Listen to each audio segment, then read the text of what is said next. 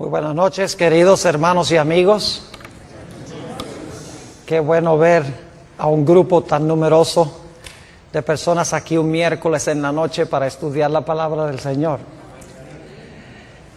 Como se anunció, vamos a estudiar en nuestro tema de hoy algunos detalles sobre tal vez la profecía más difícil de la Sagrada Escritura, Daniel, el capítulo 11. Quiero decirles que una de las frustraciones que yo tengo es tratar de competir con la televisión. Saben que nos hemos vuelto muy superficiales en nuestra forma de pensar. En gran medida ya no podemos pensar lógicamente ni podemos en realidad concentrarnos sobre el estudio de la palabra de Dios, al menos que haya algo emocionante, algo espectacular. Lo que vamos a estudiar esta noche es complejo, pero creo que van a darse cuenta que es de grandísima importancia para estos últimos días. Así que vamos a tomar unos minutos para pensar y razonar de una forma calmada, serena. Procuremos concentrarnos sobre lo que vamos a estudiar. Sin embargo, antes de entrar a nuestro estudio, queremos pedir la compañía de Dios. Así que les invito a que junto conmigo inclinen sus rostros y vamos a orar. Padre Celestial, te damos gracias una vez más por el privilegio de encontrarnos en este lugar. Padre, necesitamos para comprender esta profecía sabiduría divina, pues la sabiduría humana no puede alcanzar a abarcar las grandes cosas de tu santa palabra. Así que pedimos que te manifiestes en este lugar por medio del ministerio de tu Espíritu Santo. Te damos gracias, Padre, por escuchar y responder nuestra oración, porque te lo pedimos en el nombre de Jesús. Amén. Al examinar los escritos del espíritu de profecía, es decir, los escritos de Ellen White, encontramos que ella solamente tiene 3 referencias al capítulo 11 de Daniel. Y ustedes se van a dar cuenta por qué estoy comenzando de esta forma mi presentación. Porque vamos a compaginar la escritura con estos comentarios del espíritu de profecía. Uno de esos comentarios que ella tiene sobre Daniel 11 es un comentario muy general. Un segundo comentario que ella tiene es un poquito más específico.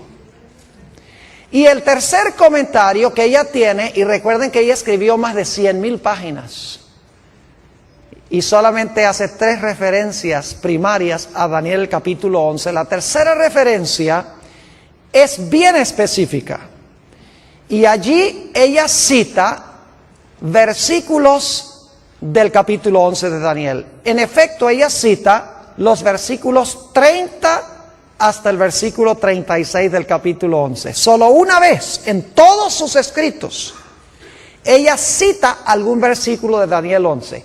En una cita ella menciona o pone allí en esa cita los versículos 30 hasta el versículo 36. Vale decir que ella nunca menciona los versículos controversiales, que son los versículos 40 al 45. No solo ella no cita estos versículos, sino que no usa ni siquiera el lenguaje de estos versículos. Es decir, la terminología de estos versículos 40 al 45 del capítulo 11, ella no lo usa en ninguna parte de sus escritos. No solo no cita los versículos, sino que no usa la terminología ni el lenguaje. Y esto ha llevado a muchas personas a pensar que ella no tuvo nada que comentar sobre Daniel 11, 40 al 45. Yo quiero en esta noche disipar esa idea. Tuvo mucho que decir de Daniel 11. Aunque los versículos 40 al 45 nunca los cita, nunca usa la terminología del lenguaje, tiene mucho que decir en cuanto a estos versículos. Ahora, quisiera para comenzar leer estas 3 citas que encontramos en los escritos de esta comentarista bíblica. La primera cita se encuentra en Testimonios para los Ministros, un libro que ella escribió a los pastores, página 112. Y aquí, como menciono, es una referencia bien indirecta. Dice allí, la luz que Daniel recibió de Dios fue dada especialmente para estos postreros días. Las visiones que recibió en las riberas del Ulai, ese es Daniel 8, recibió Daniel 8 al lado del río Ulai, y el Hidekel, la visión de Daniel 11 la recibió al lado del Hidekel. Los grandes ríos de Sinar están ahora en el proceso de cumplirse. Y pronto todos los eventos predichos se habrán cumplido. Ahora fíjense que ni siquiera menciona Daniel 11. Sencillamente menciona que las visiones que recibió al lado del Ulai, que es Daniel 8, y la visión que recibió al lado del Hidekel, que es Daniel 11, están en el proceso de cumplirse. Y pronto todos los eventos que se mencionan allí se habrán terminado de cumplir. Ahora, la segunda cita es un poquito más específica. Se encuentra en un tomo que se llama Testimonios para la Iglesia, tomo 9, la página 14. Busqué esta cita en español y no la pude conseguir, así que la traduje. En el libro Testimonies for the Church, tomo 9, página 14, dice ella esto.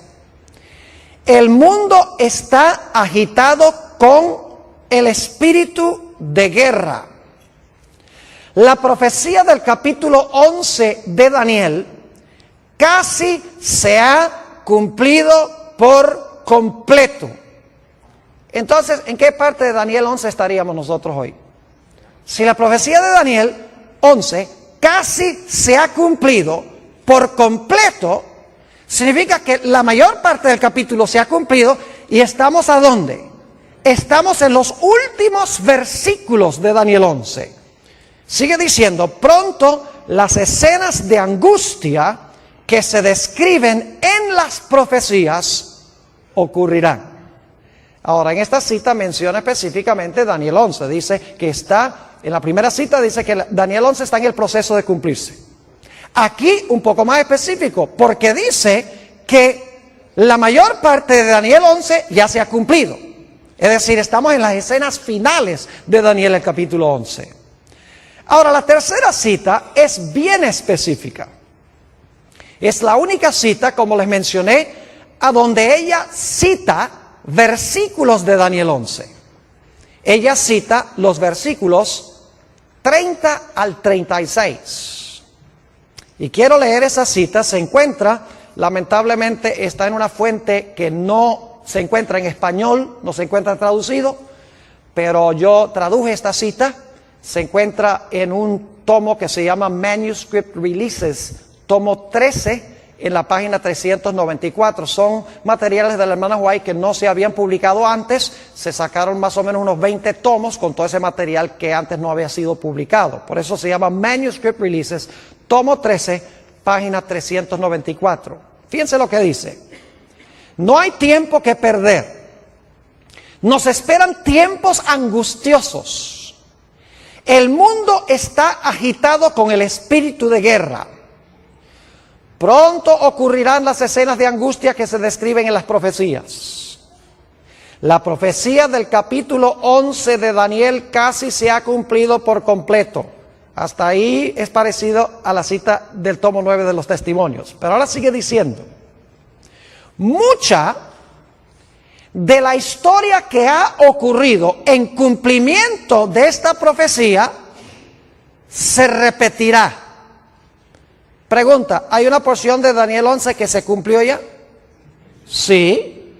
Dice, una vez más, mucha de la historia que ha ocurrido en cumplimiento de esta profecía, no dice que la profecía se va a volver a repetir, dice mucha de la historia que cumplió la profecía se va a repetir. Y luego note lo que sigue diciendo en el versículo, esta cita. Después de decir mucha de la historia que ha ocurrido en cumplimiento de esta profecía se repetirá, ella dice esto: En el versículo 30, ahora va a decir cuál parte se va a repetir de nuevo, cuál parte de la historia de Daniel 11 se va a repetir de nuevo. Dice, en el versículo 30, se habla de un poder que se enojará contra el pacto santo y hará según su voluntad. Volverá pues y se entenderá con los que abandonen el santo pacto. Y luego, no voy a citar los versículos, luego ella continúa citando los versículos 31 al 36. Es decir, el que leía es el versículo 30 y luego ella cita versículo 31 al 36 y entonces dice esto. Escenas semejantes a las que se describen en estas palabras ocurrirán.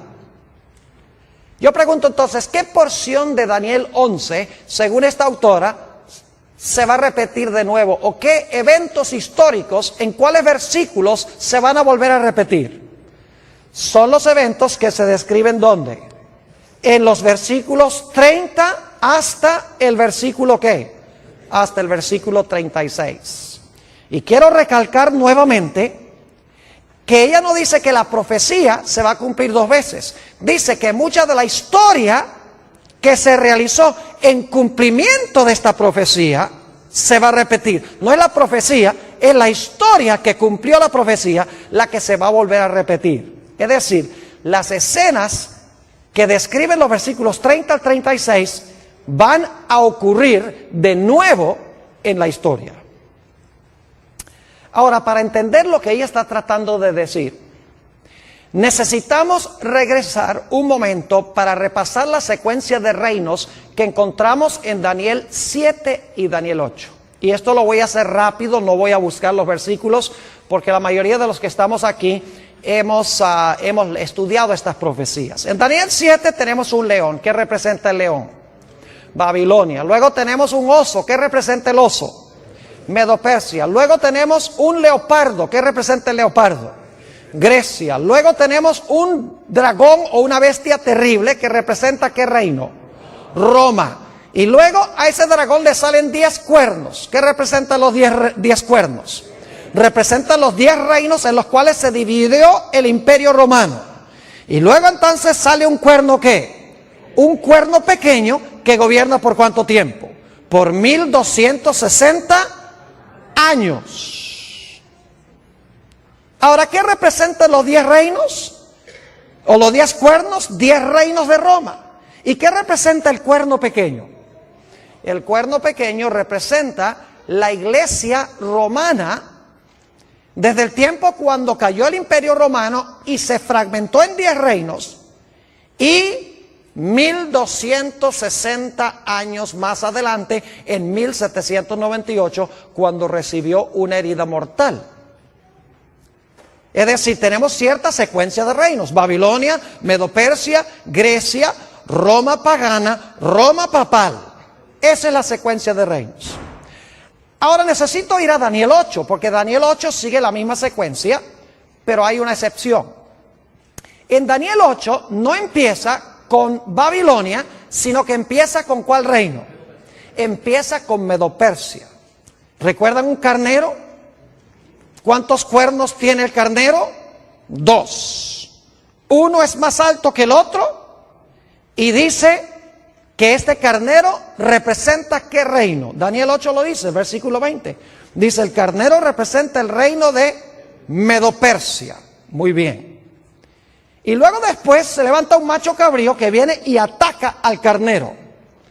¿Y qué representa ese macho cabrío que tiene un cuerno notable entre sus ojos? Representa Grecia. ¿Y qué representa el cuerno notable? A su primer rey, Alejandro Magno. Y luego ese cuerno es quebrado, que significa que cae Alejandro Magno, y luego salen ¿cuántos cuernos? Salen cuatro cuernos. Y en medio de esos 4 cuernos sale un cuerno ¿qué? Un cuerno pequeño. Ahora, claramente en Daniel 8 dice que el carnero representa a Medo-Persia. No cabe duda que el macho cabrío representa a Grecia. Su primer rey es Alejandro Magno. Los 4 cuernos que salen cuando ese cuerno grande es quebrado representan los 4 reinos en que se fragmentó el reino griego. Y luego entonces encontramos el cuerno pequeño, que si ustedes estudian con cuidado Daniel 8, van a encontrar que el cuerno pequeño tiene dos etapas. En primer lugar, el cuerno pequeño se extiende horizontalmente, porque conquista al norte, a la tierra deseable y al sur. Es decir, se extiende geográficamente.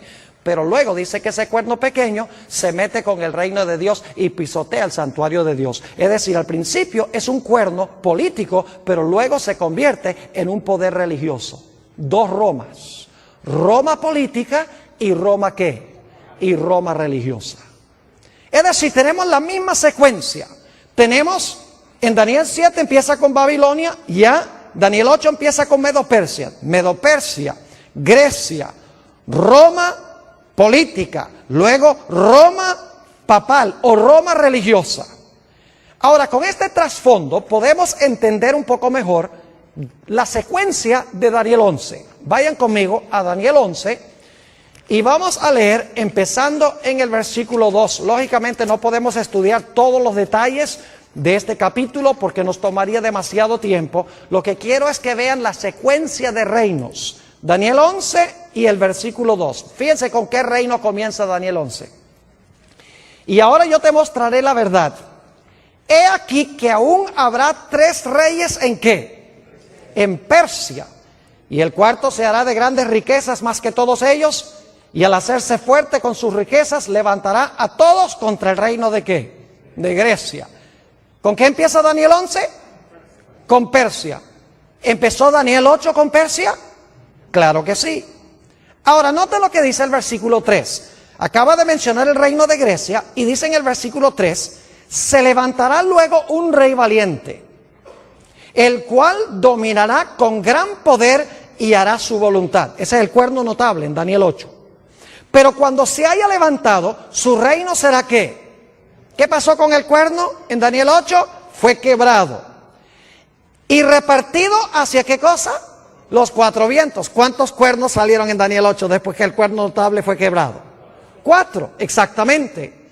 Dice, no a sus descendientes, ni según el dominio con que él dominó, porque su reino será arrancado y será para otros fuera de ellos. Es decir, su reino no fue a ninguno que descendió de él. Históricamente eso es cierto. Así que en Daniel 11 empezamos en primero con Persia, luego continuamos con ¿quién? Grecia, el cuerno notable que es quebrado, 4 reinos que se levantan de allí.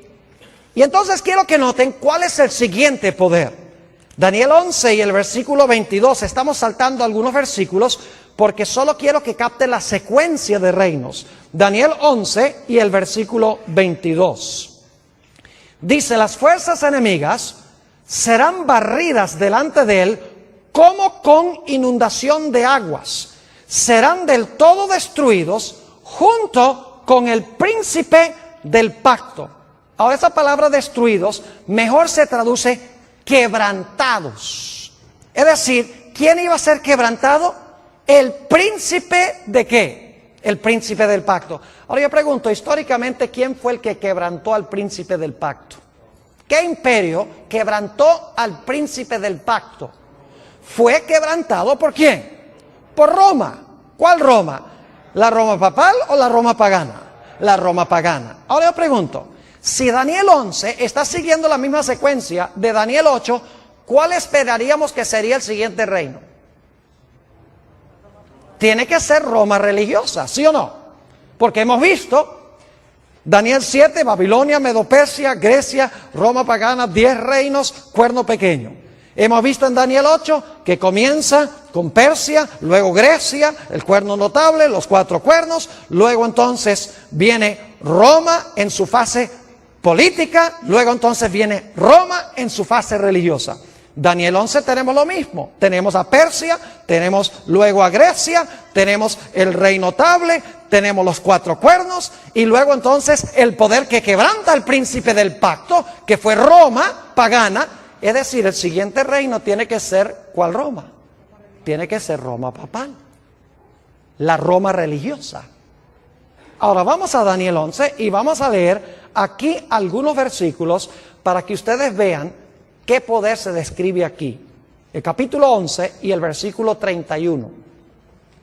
Y se levantarán de su parte tropas, es decir, de parte de este poder que representa a Roma papal, que profanarán el santuario y la fortaleza, quitarán el continuo y pondrán la abominación asoladora. Yo pregunto, ¿es eso lo que hizo el cuerno pequeño en Daniel 8? Pisoteó el santuario, quitó el continuo, puso la abominación asoladora. Léanlo en Daniel 8. Fue lo que el cuerno pequeño hizo en su fase religiosa. Es decir, esto es paralelo al periodo del cuerno pequeño en su fase religiosa. Versículo 32. Lástima, no tenemos tiempo de estudiar todo esto, porque cada detalle vale la pena estudiarlo. Dice, con lisonjas seducirá a los violadores del pacto, mas el pueblo que conoce a su Dios se esforzará y actuará. ¿Habrá un remanente fiel? Claro que sí. Versículo 33. Y los sabios del pueblo instruirán a muchos, y por algunos días caerán. ¿Quiénes van a caer? Los sabios del pueblo, ¿verdad? ¿Y cómo van a caer? Dice, a espada, a fuego, en cautividad y en despojo. 4 métodos en que iban a caer los fieles de Dios. Y saben que si ustedes miran la Edad Media, van a encontrar que estos 4 métodos eran los que eran usados por la iglesia, empleando al Estado para perseguir a los que no estaban de acuerdo con las enseñanzas de la iglesia nominal de aquella época. ¿Han oído de que los mártires eran puestos en una estaca y quemados en la hoguera? ¿Han oído de que eran encarcelados, iban en cautividad? Y los valdenses, por ejemplo, dice la historia que los despojaron de sus propiedades, les quitaron sus propiedades. Es exactamente lo que se describe aquí. Versículo 34. Y en su caída serán ayudados de pequeño socorro, y muchos se juntarán a ellos con lisonjas. También algunos de los sabios caerán para ser depurados y limpiados y emblanquecidos hasta el tiempo determinado, porque aún para esto hay plazo. Y ahora viene el versículo 36, que es vital. Habla del apogeo de este poder. Dice, el rey hará su voluntad y se ensoberbecerá y se engrandecerá sobre todo Dios, y contra el Dios de los dioses hablará maravillas y prosperará. Yo pregunto, ¿el cuerno pequeño habló grandes palabras contra Dios? ¿El cuerno pequeño persiguió a los santos de Dios? ¿Sí o no? ¿Y prosperó, según Daniel 7 y 8? Claro que sí, es el mismo poder aquí. Dice, hablará maravillas y prosperará hasta que sea consumada la ira, porque lo determinado se cumplirá. Del Dios de sus padres, es decir, los padres son los apóstoles, los fundadores de la iglesia. Del Dios de sus padres no hará caso, ni del amor de las mujeres, ni respetará a Dios alguno, porque sobre todo se engrandecerá. Es decir, se va a proclamar Dios en la tierra, este personaje. Versículo 38. Mas honrará en su lugar al Dios de las fortalezas, Dios que sus padres no conocieron, es decir, el Dios de la fuerza, el Dios del Estado, usando el poder civil. Lo honrará con oro y plata, con piedras preciosas y con cosas de gran precio. En la misma descripción del traje de la grande ramera de Apocalipsis, el capítulo 17. Versículo 39, con un Dios ajeno se hará de las fortalezas más inexpugnables, y colmará de honores a los que le reconozcan, y por precio repartirá la tierra. Todo este pasaje, los versículos 30 al 39, están describiendo el período del cuerno pequeño de Daniel 7 y el cuerno pequeño de Daniel 8 en su fase religiosa, el período de los 1260 años de supremacía de la iglesia romana. Ahora, ¿está clara la secuencia? ¿Entiende la secuencia? Persia, Grecia, Roma en su fase pagana, luego Roma en su fase ¿qué? En su fase papal. Pero yo pregunto, según las profecías, ¿cuántas etapas de dominio tiene el cuerno pequeño o la bestia, o en este caso el rey del norte? ¿Cuántas etapas de dominio tiene? A ver, díganme ustedes. Tiene dos. ¿Cuál es la primera? ¿Gobernó por cuánto tiempo? 1260 años. ¿Verdad que sí? Ahora, cuando cayó, después de los 1260 años, en 1798, terminado, ya no se levanta más nunca. ¿O se va a volver a levantar? ¡Oh, se va a volver a levantar! Porque Apocalipsis 13 dice que la bestia que gobernó 42 meses, que es lo mismo que los 1260 días, iba a recibir una herida, ¿qué? Mortal. Y por un tiempo iba a estar fuera de comisión. Y luego su herida de muerte se iba a ¿qué? Sanar, y nuevamente iba a gobernar ¿qué cosa? El mundo. Ahora podemos entender por qué Ellen G. White dijo que escenas semejantes a las del pasado se iban a repetir. ¿Me están entendiendo lo que estoy diciendo? Porque el mismo poder que dominó en el pasado, que recibió una herida mortal, que ha estado herido a este sistema, porque no puede usar el poder civil como lo hacía en la Edad Media, ese poder se le va a sanar la herida y luego va a repetir lo que hacía ¿cuándo? Lo que hacía durante los 1260 años. Por eso es que la autora que leímos dice, nuevamente, leo esta cita, dice, escenas semejantes a las que se describen en este versículo o en estas palabras ocurrirán de nuevo. Y luego entonces llegamos al versículo 40. Ahora yo quiero decirles cómo se relaciona el versículo 40 con los versículos 31 al 39. En el versículo 40 habla del rey del sur que se acornea contra el rey del norte. Es decir, el rey del sur ataca al rey del norte en el tiempo del fin. Pero luego dice que el rey del norte levanta contra el rey del sur, ¿qué cosa? Tempestad. Y se lanza contra él. Y si siguen leyendo hasta el versículo 45, se van a dar cuenta que el rey del norte, que dominó durante los 1260 años, versículo 31 al 39, y que recibió una herida mortal por parte del rey del sur en 1798, cuando el rey del sur se acorneó contra él, ese poder dice que va a conquistar al rey del sur y nuevamente va a llegar a tener un dominio mundial, un dominio global. Ahora, es interesante, como les mencioné, notar que Ellen G. White no cita ni un solo versículo de los versículos 40 al 45. O sea, cita hasta el versículo 36, nos ubica. Dice, este es el periodo cuando este poder ejerció su dominio. Pero en cuanto al tiempo cuando se le sana la herida, por lo menos no usa el lenguaje de Daniel 11 y empezando en el versículo 40. Y la gente dice, por lo tanto ella no tuvo nada que decir en cuanto a estos versículos.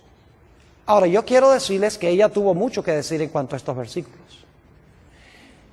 Y se lo voy a demostrar, pero la forma en que lo vamos a hacer es, en vez de estudiar desde el versículo 40 hasta el versículo 45, lo que vamos a hacer es empezar en Daniel 12 y el versículo 2 y trabajar hacia atrás. En vez de ir hacia adelante del 40 a Daniel 12.2, vamos a empezar en Daniel 12.2 y vamos a trabajar deductivamente, vamos a regresar hacia el versículo 40. ¿Entiende lo que vamos a hacer? Ahora, ustedes dicen, ¿por qué va a hacer esto, Pastor Bor? Le voy a explicar. Porque Ellen G. White, aunque no cita los versículos 40 al 45, varias veces cita Daniel 12 y el versículo 1. Es decir, ella varias veces menciona Daniel 12.1. Y ustedes dicen, ¿por qué es importante eso? Noten cómo comienza Daniel 12 y el versículo 1. Dice, en aquel tiempo se levantará Miguel. La pregunta es, ¿en cuál tiempo se levantará Miguel? ¿A dónde buscaríamos el tiempo que se menciona aquí en el versículo 1? En aquel tiempo se levantará Miguel. Eso nos manda a regresar ¿a dónde? Al capítulo 11. En aquel tiempo se levantará Miguel. Así que si podemos saber a dónde Elena G. de White cita, porque cita también Daniel 12:2, si podemos saber dónde ella cita Daniel 12:2 y Daniel 12:1, entonces lo que viene antes de la cita de Daniel 12:1 debe ser el comentario sobre los versículos 40 al 45. ¿Me están siguiendo o no me están siguiendo? Ahora vamos a mirarlo. Tengo en mi mano este librito que se llama El conflicto de los siglos. Está bien usado. Y a propósito traje un ejemplar bien feo para que lo pongan en cámara, porque así debe estar el conflicto de los siglos de ustedes. No debe estar en papel celofán. Debe estar bien usado. Ahora, lo que yo quiero compartir con ustedes es extraordinario, porque va a mostrarles que Elena G. de White tenía más que sabiduría humana. Es increíble cómo ella compagina perfectamente con la profecía de Daniel 11 sin usar el lenguaje. Yo creo que ella misma tal vez ni sabía lo que estaba haciendo. Ahora escuchen bien, les voy a dar las páginas. En la página 695, y no voy a leer todas las citas, pero en la página 695 del conflicto de los siglos, ella cita Daniel 12 y el versículo 2. Ahora, ¿qué es lo que dice Daniel 12 y el versículo 2? Dice: y muchos de los que duermen en el polvo de la tierra serán despertados, unos para vida eterna y otros para vergüenza y confusión perpetua. En la página 695 del conflicto de los siglos, ella cita ese versículo. Ahora queremos trabajar un poquito más hacia atrás. ¿Saben ustedes cómo se llama el capítulo a donde ella cita ese versículo de Daniel 12 y el versículo 2? El título de ese capítulo es La liberación del pueblo de Dios. ¿Por qué es importante? Dicen ustedes. Vamos a Daniel, el capítulo 12, y fíjense algo interesante. Dice: en aquel tiempo se levantará Miguel.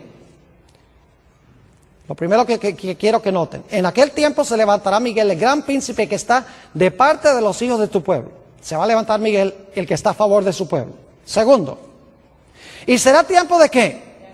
De angustia, cual nunca fue desde que hubo gente hasta entonces. Número 2.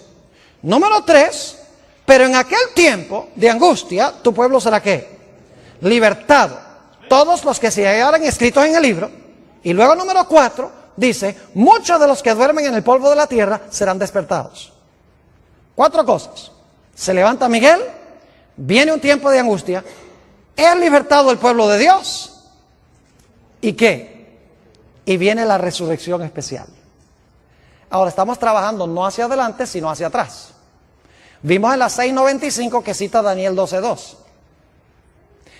Ahora, el título de ese capítulo, que comienza en la página 693, es La liberación del pueblo de Dios. ¿Por qué es importante eso? Porque es la última frase del versículo 1 del capítulo 12. En aquel tiempo será ¿qué? En aquel tiempo será libertado tu pueblo, todos los que se hallaren escritos en el libro. ¿Ven lo que estamos haciendo? Daniel 12:2. Luego la última parte de Daniel 12:1 está en la página 693. El título: La liberación del pueblo de Dios. Ahora, ¿qué viene inmediatamente antes de la última parte del versículo 1 de Daniel 12? Dice: ¿habrá tiempo de qué? Tiempo de angustia. Y antes del tiempo de angustia, ¿qué dice? ¿Se levantará qué? Se levantará Miguel. Así que vamos a trabajar un poquito más hacia atrás del capítulo La liberación del pueblo de Dios. Si vamos al capítulo anterior, a la liberación del pueblo de Dios, a que no adivinan cómo se titula ese capítulo. ¿Y eso por qué? El tiempo de angustia. ¿Y saben con qué versículo comienza Elena G. de White el capítulo sobre el tiempo de angustia? Con Daniel 12 y el versículo 1. ¿Ven lo que estamos haciendo? ¿Sí entienden? Yo les dije que teníamos que pensar esta noche. Tenemos que usar lógica, tenemos que mirar la estructura. Página 695, Daniel 12:2. Página 693, el pueblo de Dios es libertado. En la página, escuchen bien, en la página 671, yendo hacia atrás, está el capítulo que se titula El tiempo de angustia. Y el capítulo comienza diciendo, en aquel tiempo se levantará Miguel, el gran príncipe que está por los hijos de tu pueblo, y será tiempo de angustia cual no hubo desde que existió nación. ¿Qué está pasando con Elena G. de White? ¿Tiene algo que decir sobre Daniel 12.2? ¿Oh sí? ¿Tiene algo que decir sobre Daniel 12.1? Lógico que sí. Ahora yo les pregunto, ¿a dónde esperarían ustedes conseguir los comentarios de Elena G. de White sobre Daniel 11 y el versículo 40 al 45? A ver, díganme ustedes, ¿a dónde esperarían encontrar los comentarios de ella sobre los capítulos anteriores o los versículos anteriores? ¿Tiene que ser antes de qué página? Tiene que ser antes de la página ¿qué? 671. ¿Sí están viendo lo que estamos haciendo o no? Como ella no tiene nada, no usa el lenguaje, ni cita los versículos 40 al 45, entonces nosotros tenemos que empezar con el versículo que sí cita. 12.2. Y luego la última parte del 12.1. Y luego la primera parte del 12.1. 6.95, 6.93, 6.71. Y esperaríamos que los comentarios de ella sobre el capítulo 11 estén en los capítulos anteriores al capítulo sobre el tiempo de angustia. Ahora quiero que vayamos a Daniel 11, no vamos a estudiar todo yendo hacia atrás, porque yo les digo que si hiciéramos esto, terminaríamos en el conflicto de los siglos, en el capítulo que se titula La Biblia y la Revolución Francesa. Pero claro, no podemos estudiar todos esos capítulos, nada más quiero lanzarles la idea de cómo estudiar esta profecía. Ahora, noten lo que dice Daniel 11 y el versículo 44. Cuando el rey del norte está en su apogeo, cuando se le ha sanado la herida a la iglesia romana y está dominando el mundo, según la Biblia, dice que algo va a pasar. Versículo 44. Pero noticias del oriente y del norte lo atemorizarán. Otras versiones dicen que nuevas del oriente y del norte lo espantarán. ¿Y qué va a ser como resultado de esas nuevas que vienen del norte y del oriente? Dice, ¿y qué? Y saldrá con gran ira para destruir y matar ¿a qué? A muchos. ¿Captan lo que dice el versículo? Hay ciertas noticias que vienen del norte y del oriente que espantan al rey del norte, y la reacción de él es salir ¿a qué? Salir a matar y destruir. ¿A quiénes? ¿A todo el mundo? En Daniel es el pueblo de Dios. A usted dice, ¿qué es eso de nuevas del oriente y del norte? Bueno, vamos a Apocalipsis el capítulo 7 y fíjense algo muy interesante. Fíjense lo que viene del oriente según el libro de Apocalipsis. Apocalipsis el capítulo 7 y el versículo 2. Vi también otro ángel que subía de donde sale el sol. ¿Qué punto del compás es ese? Del oriente, muy bien. Y tenía ¿qué cosa? El sello del Dios vivo. Y clamó a gran voz a los 4 ángeles a quienes se les había dado poder de hacer daño a la tierra y al mar, diciendo, no hagáis daño a la tierra ni al mar ni a los árboles hasta que hayamos sellado en sus frentes a los siervos de nuestro Dios. ¿Qué es lo que viene del oriente aquí? El ángel que trae ¿qué? El sello de Dios. Es decir, es el mensaje del sellamiento. ¿Y qué es el sello de Dios? El sello de Dios, no lo hemos estudiado esta semana, pero el sello de Dios es el sábado. El sello en la ley de Dios es el santo sábado. Ahí se encuentra el nombre de Dios, su territorio y el oficio. El único mandamiento que tiene las características de un sello. Es decir, este mensaje que viene del oriente es el mensaje del ¿qué? Del sellamiento. Bueno, ¿y las noticias que vienen del norte qué?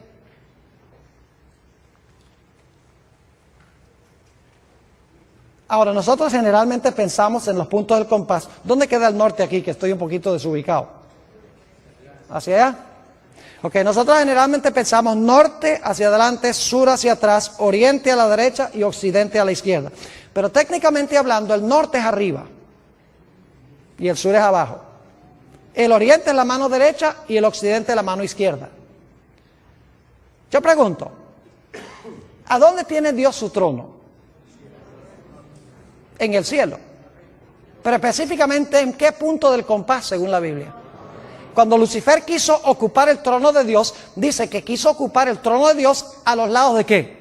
A los lados del norte. ¿Y Dios vive dónde? Ya hemos visto, vive en el cielo.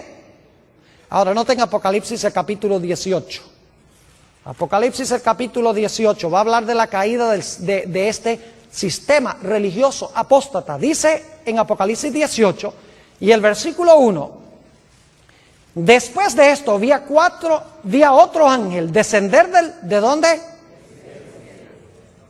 ¿Qué dirección del compás es eso? Del norte, muy bien. Después de esto vi a otro ángel descender del cielo con gran poder, y la tierra fue alumbrada con su gloria. Pregunto, ¿son nuevas que vienen del norte, sí o no? ¿Sí? ¿El sello viene del oriente? Claro que sí. Y clamó con voz potente diciendo: ha caído la gran Babilonia, que dicho sea de paso, el mismo rey del norte de Daniel, el capítulo 11. Y se ha hecho habitación de demonios y guarida de todo espíritu inmundo y albergue de toda ave inmunda y aborrecible. Es decir, este sistema religioso ha caído porque impone la marca de la bestia, mientras que Dios, ¿qué es lo que da? Su sello. Versículo 3: porque todas las naciones han bebido del vino del furor de su fornicación, y los reyes de la tierra han fornicado con ella, y los mercaderes de la tierra se han enriquecido de la potencia de sus deleites. Y ahora escuchen, esto es lo que especialmente espanta este sistema, no solamente porque se está predicando que el sistema ha caído, sino que se está llamando a los que están en el sistema a salir. Dice en el versículo 4: y oí otra voz del cielo que decía: salid de ella, pueblo mío, para que no seáis partícipes de sus pecados, ni recibáis parte de sus plagas. Yo pregunto entonces, ¿cuáles son las nuevas que vienen del oriente y del norte que espantan a este rey del norte humano que quiere usurpar el lugar de Dios? Es el mensaje de ¿qué?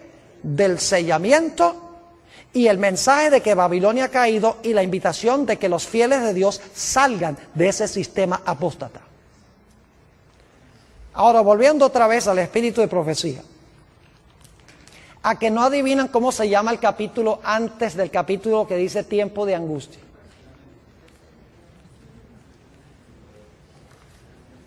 ¿Sabe cómo se titula?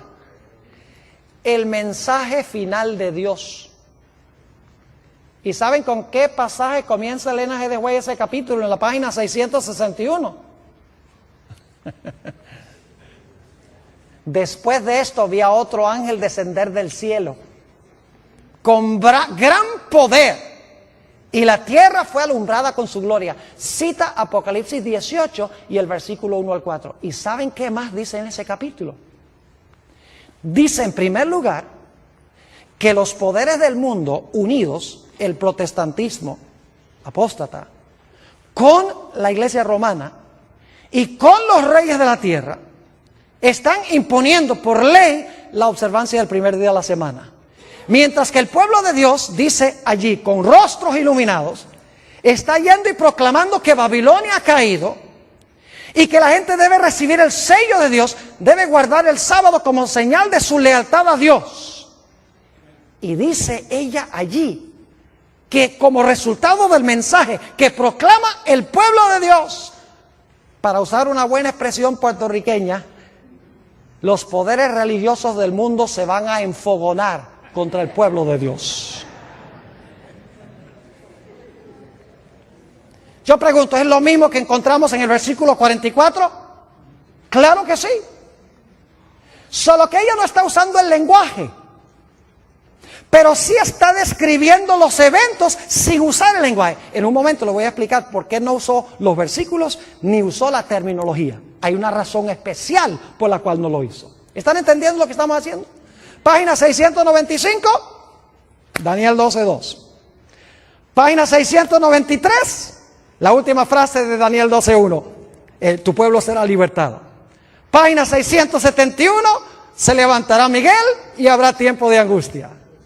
Página 661, el mensaje que viene del norte, del cielo, de que la gente salga de Babilonia, y el mensaje del sábado, del sellamiento, de recibir el sello del Dios vivo y la ira que tendrá el mundo religioso contra aquellos que reciban el sello de Dios. Ahora yo quiero preguntar, ¿a dónde esperarían ustedes conseguir lo que Elena G. de White tiene que decir sobre los versículos antes del versículo 43? O antes del versículo 44. ¿Dónde esperarían conseguir los comentarios de ella? ¿Antes de qué página? Antes de la página 661. Y si tuviese tiempo, que no lo tengo, iríamos hacia atrás en el conflicto de los siglos y veríamos que Elena G. de White, en su orden cronológico exacto, describe los eventos que se encuentran en los versículos 40, 41, 42 y 43. La única razón por la cual nosotros nos hemos movido de adelante hacia atrás es porque no podemos empezar en el versículo 40 porque Elena G. de White no tiene referencia a ese versículo. Ni el 41, ni el 42, ni el 43, ni el 44, ni el 45. Pero sí tiene Daniel 12.1. Entonces uno, si cita Daniel 12.1 y dice, en aquel tiempo se levantará Miguel. Entonces, aquel tiempo son los versículos anteriores y trabajamos hacia atrás. Y descubrimos que ella está siguiendo el mismo orden que encontramos en Daniel capítulo 11 sin emplear la terminología. Así que si ustedes quieren saber lo que significa la profecía de Daniel 11, lo único que tienen que hacer es empezar leyendo el conflicto de los siglos en el capítulo que se titula La Biblia y la Revolución Francesa, que es cuando el rey del sur, Francia, el ateísmo, se levantó contra Roma papal, llevó cautivo al papa y le quitó su poder civil, del cual no se ha recuperado todavía. Y luego siguen leyendo los capítulos y van a encontrar cómo ella describe que poco a poco este poder va a recuperar otra vez su trono. Y se va a unir con los protestantes, que es la tierra gloriosa que se menciona en Daniel 11, 42 y 43. Ojalá tuviera tiempo de hablar de la tierra gloriosa, que representa el protestantismo, especialmente como se encuentra en los Estados Unidos. Y dice que se van a unir con los poderes civiles del mundo, como pasó durante la Edad Media. Y su herida mortal se va a sanar y nuevamente va a recuperar el poderío en el trono del mundo. Yo pregunto, ¿cuadra eso con el panorama que presentan las profecías? Recibió una herida mortal en el tiempo del fin. Por un tiempo estuvo inactiva, pero luego su herida de muerte, que fue ¿qué? Sanada. Y se maravilló los Estados Unidos en pos de la bestia. No, Estados Unidos también, pero en realidad se maravilló toda la tierra en pos de la bestia. Ahora alguno dirá, pero Pastor Bor, ¿por qué es que Elena G. de White, si tiene esta interpretación, por qué razón es que ella nunca cita los versículos? ¿Por qué ni siquiera usa la terminología? Es que ni las palabras las usa. ¿Por qué es que ella describe los eventos sin usar las palabras simbólicas? Le voy a explicar. Porque en nuestra iglesia, alrededor del tiempo de los 1870, el editor de la revista adventista del Review and Herald era Uriah Smith. Y Uriah Smith, en esa década de los 70, cambió la interpretación de la iglesia adventista del Rey del Norte.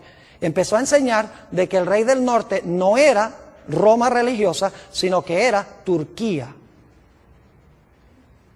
que no cuadra con Daniel 11. Y el esposo de Elena G. de White, Jaime White, él decía, no es Turquía, es Roma religiosa, siguiendo la secuencia de los reinos en todos los capítulos. Queda claro de que el rey del norte es el mismo cuerno pequeño, es Roma papal. Y Jaime White y Uriah Smith se pusieron a pelear y estaban dividiendo la iglesia. Ahora, la hermana White sabía que esa profecía no era verdad presente para esa época, porque estaba lejos de los eventos que estamos viendo cumplirse en el mundo hoy. Esta profecía sí es verdad presente para ahora, pero en esa época no. En esa época, hace 120 años, hace 130 años, en realidad no era vital definir en ese momento quién era el rey del norte y dividir a la iglesia. Así que Elena G. de White dijo, voy a ser sabia. En vez de tomar la parte de mi esposo y que todo el mundo diga, claro, es el esposo. Porque ella sabía que el esposo tenía razón. Y ella dice, lo que voy a hacer es describir lo que dicen esos versículos sin usar la terminología. Y algún día alguien inteligente va a descubrir lo que hice.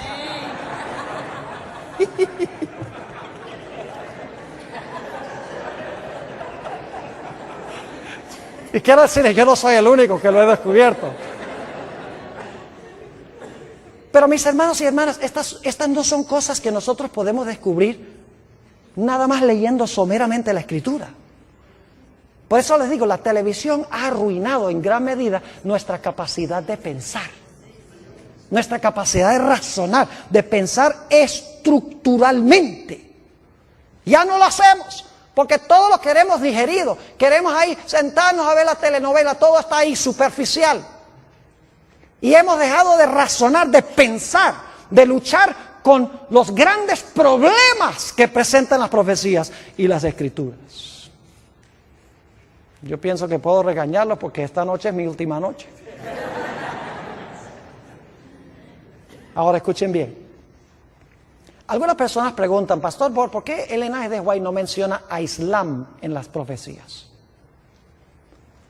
Porque hoy en día hay algunos en la iglesia adventista que están encontrando a Islam. Inclusive hay un teólogo famoso de la iglesia adventista que está diciendo que el cuerno pequeño es Islam. Y bien famoso, no voy a mencionar su nombre porque esto va a salir al aire. Pero está diciendo que el cuerno pequeño es Islam. Porque como los musulmanes están en las profecías, están en la historia ahora, en las noticias, tiene que estar en la Biblia. Lo mismo hizo Uriah Smith en la década de los 1870, como Turquía estaba en las noticias, dice, hay que conseguir a Turquía. ¿Cuántas veces menciona Ellen G. White a los musulmanes como cumplimiento profético en la última mitad del conflicto de los siglos? Ni una sola vez. Ahora, yo creo que lo que está pasando con los musulmanes puede precipitar el cumplimiento de profecías bíblicas, pero no es el cumplimiento de una profecía bíblica. ¿Me estoy explicando? Es decir, puede ser funcional en llevar a cumplir profecías bíblicas, pero no es el cumplimiento de una profecía bíblica. Yo les voy a decir, hay 3 razones por las cuales yo creo que se ha levantado Islam para cumplir profecías bíblicas. Número 1, porque Satanás quiere poco a poco que la gente pierda sus libertades en este país.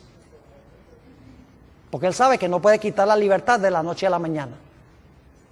Y no voy a describir cómo poco a poco hemos ido perdiendo nuestras libertades. No radicalmente, pero poco a poco. Y va a ser muy fácil algún día usar todas estas, la ley patriota y todas estas cosas, como una excusa para que nosotros seamos echados en la cárcel y no podamos tener un abogado, ni nos digan de qué nos están acusando. Y para que puedan escuchar nuestras conversaciones telefónicas. ¿Me estoy explicando? Primera razón, para perder las libertades poco a poco. Segundo, para traer a los Estados Unidos a la prominencia a nivel global. Porque eso es lo que Apocalipsis 13 dice que tiene que pasar. Los Estados Unidos tiene que, como decimos en inglés, flex its muscles. Porque es el país, es el poder prominente en Apocalipsis 13, unido con Roma papal. Y en tercer lugar, fíjense qué sabio es el diablo. El diablo yo creo se va a morir por trasnochado. Por estudiar las Sagradas Escrituras. Porque él estudia las profecías para ver cómo contrarrestar las profecías como las presenta Dios en la Biblia. ¿Saben ustedes que hoy en día la mayoría de las iglesias están mirando al Medio Oriente para el cumplimiento de las profecías? Irak, Afganistán, los palestinos, Israel, que se va a reconstruir el templo. Y todos están mirando allá. Y mientras tanto las profecías se están cumpliendo con Roma y con los Estados Unidos y nadie lo ve porque la gente está mirando a donde no es. Así que Islam es funcional en el cumplimiento de las profecías bíblicas. No cabe duda, pero no es el cumplimiento específico de alguna profecía bíblica. ¿Les ha quedado claro lo que estudiamos esta noche? Es sencillo, no es complicado. Mis hermanos y hermanas, apreciadas visitas, necesitamos, por el poder de Dios, sentarnos a estudiar las Escrituras profundamente con oración. No conformarnos con lo superficial. No venimos a la iglesia a que nos entretengan o a gozar. Hoy en día esa es la moda en la iglesia. Ay, que me den mucha música y muchos adornos y muchas cosas. Creo en la música, gloria a Dios, es un apoyo. Pero nunca sustituyamos los adornos por el mensaje. Estamos viviendo en tiempos tremendos. Y ojalá que Dios nos ayude a entender estas profecías y que estemos en el lado correcto en el gran conflicto.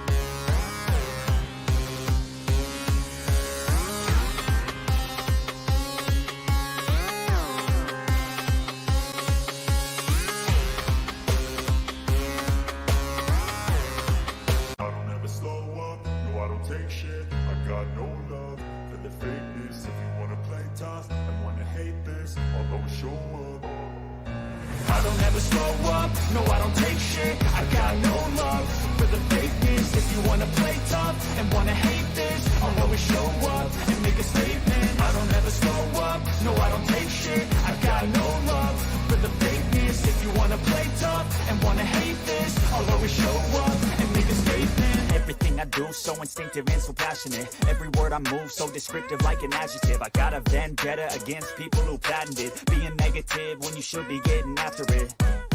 I got facts over tracks, this and that. Spitting slow, spitting fast, I could roast, I could gas. Think I'm okay at last, but I don't know if that can erase all the past. And the pettiness, a reflection of the emptiness. Hilarious, you think you're worth my time, you're delirious. Mysterious, because you hide behind a fake exterior. Inferior, you know I'll always be a bit superior. Get off of me, this ain't no humble brag. I want you to hear words, you can say them back. I want you to feel free from the chains that last, and to believe in what you got, it was built to last, yeah. Now that I've been put through hell, I never got anyone's help. I had to do it all myself.